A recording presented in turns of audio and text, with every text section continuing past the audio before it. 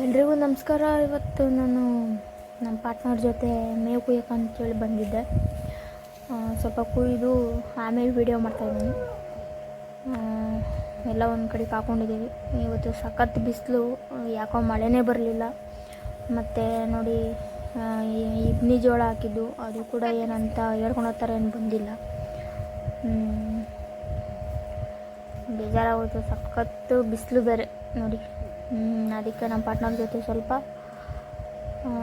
ಇನ್ನು ಕೆಲಸ ಮಾಡ್ಕೊಳೋಣ ಅಂತೇಳಿ ಅವ್ರ ಜೊತೆಗೆ ಬಂದೆ. ನನ್ನ ಕೈಲಿ ಎಷ್ಟಾಗುತ್ತೋ ಆದಷ್ಟು ಮಾಡ್ತಾಯಿದ್ದೀನಿ. ಯಾಕಂದರೆ ನಾನು ಈ ಟೈಮಲ್ಲಿ ಮಾಡೋಂಗಿಲ್ಲ, ಆದ್ರೂ ಹೆಲ್ಪ್ ಮಾಡ್ತಾಯಿದ್ದೀನಿ. ಬಾಣ್ತಿ ಅಂತ ನನಗೇನು ಅವೆಲ್ಲ ಏನಿಲ್ಲ. ಯಾಕಂದರೆ ನಾನು ಯಾವತ್ತೂ ಖಾಲಿ ಕೂತು ಅಭ್ಯಾಸ ಇಲ್ಲ, ಏನಾದರೂ ಕೆಲಸ ಮಾಡ್ತಿರ್ಬೇಕು. ಸೊ ಅದಕ್ಕೆ ನನ್ನ ಮಗಳು ಮಲಗಿದ್ಲು, ಹಾಗಾಗಿ ನಮ್ಮ ಪಾರ್ಟ್ನರ್ ಜೊತೆ ಬಂದು ಆದಷ್ಟು ಕೊಡ್ತಿದ್ದೆ ಮೇವು. ಇಡ್ಲಿ ಜೋಳ ಇದು ಏನು ಅಷ್ಟೊಂದಾಗೇನು ಅಂತ ಸೈಲೇಜ್ ಮಾಡೋ ಥರ ಏನು ಬಂದಿಲ್ಲ.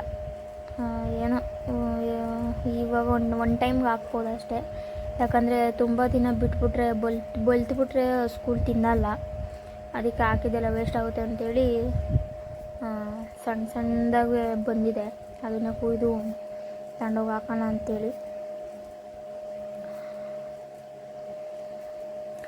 ನಮ್ಮ ಪಾರ್ಟ್ನರು ನಾನು ಇಬ್ಬರೇ ಕುಯ್ತಿರೋದು. ಸುಮಾರು ದಿನ ಆಯಿತು ನಾನು ಮೇವು ಕುಯ್ದು. ಸೊ ನನಗೆ ಎಲ್ಲ ಮರ್ತಂಗಾಗ್ಬಿಟ್ಟಿದೆ. ಸೊ ಫೈನಲಿ ಎಲ್ಲ ಆಗಿದೆ, ಕುಯ್ದಿರೋದು ತಗೊಂಡೋಗಿ ಕೊಡ್ತಾಯಿದ್ದೆ. ಅವರು ತೆಕ್ಕೆ ಥರ ಮಾಡ್ಕೊತಿದ್ರು. ಸಖತ್ ಬಿಸಿಲು, ಯಾಕೋ ಗೊತ್ತಿಲ್ಲ. ಮಳೆ ಇನ್ನೇನು ಬರೋಲ್ವೋ ಏನೋ ಗೊತ್ತಿಲ್ಲ. ಮೋಡ ಆಗುತ್ತೆ, ಬಟ್ ಮಳೆನೇ ಬರ್ತಾಯಿಲ್ಲ. ಇನ್ಯಾವುದೋ ಒಂದು 2-3 ಮಳೆ ಬರೋದು ಇದೆ ಅಂತೆ, ಬಟ್ ಅದೇನು ಬರೋ ಥರ ಕಾಣ್ತಾ ಇಲ್ಲ. ಯಾವಾಗ ಬರುತ್ತೋ ಏನೋ ಗೊತ್ತಿಲ್ಲ. ನನಗಂತೂ ಮೇವಿಗೆ ತಲೆನೋವು ಬಂದುಬಿಟ್ಟಿದೆ. ತುಂಬ ದಿನ ಬಿಟ್ಬಿಟ್ರೆ ನೋಡಿ ಎಲ್ಲ ಬಲ್ತಂಗೆ ಆಗಿಬಿಟ್ರೆ ತಿನ್ನಲ್ಲ ನಮ್ಮ ಹಸುಗಳು. ಉಪವಾಸ ಇರ್ತವೆ, 4 ದಿನ ತಿನ್ನಲ್ಲ ಅವು ಅಂಥ ಹಸುಗಳು. ಅದಕ್ಕೆ ಎಷ್ಟು ಬಂದಿದೆಯೋ ಅಷ್ಟೇ ಕುಯ್ಕೊಂಡು ತಗೊಂಡೋಗಿ ಹಾಕ್ತಾಯಿದ್ವು.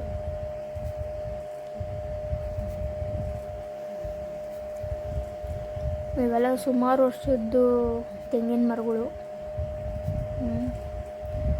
ಇದ್ರದ್ದು ಬಿದ್ದಿದ್ದು ಕಾಯಿನೇ ನಾವು ಮೊಳಕೆ ಮಾಡೋದು. ನೆಕ್ಸ್ಟ್ ಸೊಸಿ ಇಡೋದಂದರೆ ಇದ್ರದ್ದೇನೆ ಕಾಯಿ ಅವು. ಯಾಕಂದರೆ ಅಷ್ಟು ದೊಡ್ಡ ಮರಗಳು ಕಾಣಿಸ್ತಿದೆಯಲ್ಲ ನೋಡಿ ಇವೆಲ್ಲ.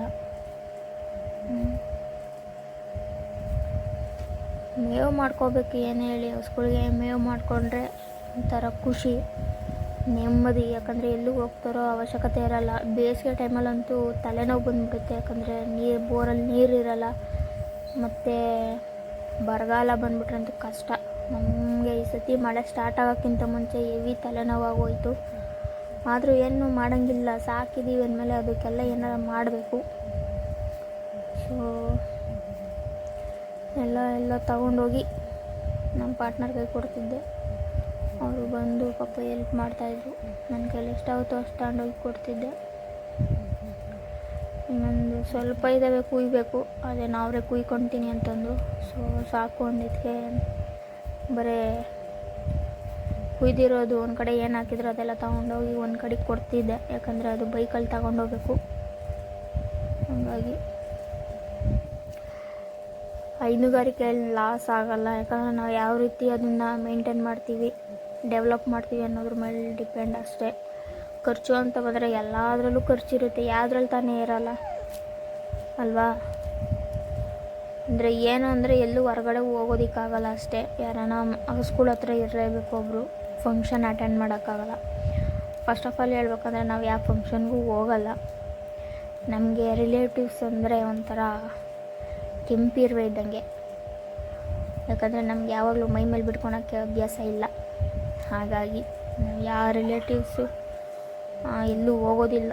ಮದುವೆ ಇನ್ನೊಂದು ಮತ್ತೊಂದು ಅನ್ನೋ ಫಂಕ್ಷನ್ಗೇನು ಹೋಗಲ್ಲ. ಹಂಗೇನಾರ ತುಂಬ ಇಂಪಾರ್ಟೆಂಟ್ ಅಂತ ಅನಿಸಿದ್ರೆ ನಮ್ಮ ಪಾರ್ಟ್ನರ್ ಹೋಗ್ತಾರೆ ಅಷ್ಟೇ. ಫೈನಲಿ ಆಗಿದೆ, ಕಟ್ಕೊತಿದ್ದಾರೆಲ್ಲ. ಕಟ್ಕೊಂಡು ತಗೊಂಡು ಹೋದೆ. ಬೈಕಿದೆ, ಬೈಕಿಗೆ ಹಿಡ್ಕೊತಾರೆ. ಇನ್ನೊಂದು ಇಷ್ಟಿದೆ ನೋಡಿ, ಅಷ್ಟು ಕುಯ್ದು ಬಿಟ್ಟರೆ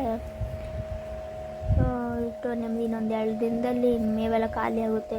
ಯಾಕಂದರೆ ಈ ಬಿಸಿಲೆಲ್ಲ ಮೇವು ಬಿಡೋಕ್ಕೂ ಆಗಲ್ಲ, ಸುಮ್ಮನೆ ಹಸುಗಳು ತಿನ್ನಲ್ಲ. ಅದಕ್ಕೆ ಬೈಕಲ್ಲಿ ತಗೊಂಡೋಗಿ